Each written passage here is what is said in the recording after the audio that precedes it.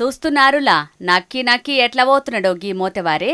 మరి దొంగతనం చేసిన లడ్డు తింటే బాగుపడతావని ఎవరన్నా చెప్పిర్రో లేకుంటే వేలంలో వాడుకునేటంత స్తోమత లేదు ఎట్లనన్నా చేసి ఈ పారి వినాయకుని చేతుల లడ్డు తినాలని డిసైడ్ అయిండో లేకుంటే హుండీ ఎత్తుకపోదామని వచ్చి లడ్డూను కూడా పోతం పెట్టిండో తెలియదు గాని మొత్తానికైతే లడ్డూను మాయం చేసిండిట్లా. పట్నం ఎల్బీనగర్ విజయపురి కాలనీ ఫేజ్ 2లో భారత్ మాత యూత్ అసోసియేషన్ వాళ్ళు ప్రతిష్ఠించిన గణేష్ మండపంలో జరిగిందిట్లా.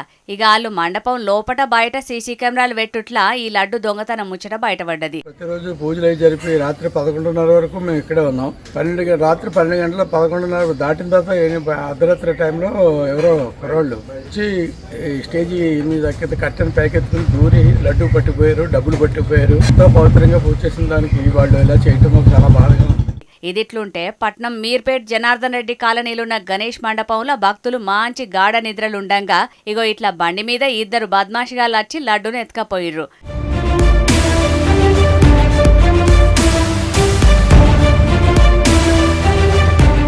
మరిగా భక్తులు మీరు కూడా కొంచెం ఏదున్నా జాగ్రత్తగా చేసుకోండి.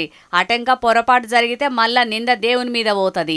మనుషులు చేసే తప్పులకు దేవునికి బాధన వస్తుంది కాబట్టి కొంచెం జాగ్రత్తగా చూసి పనులు చేసుకోర్రి, సరేనా?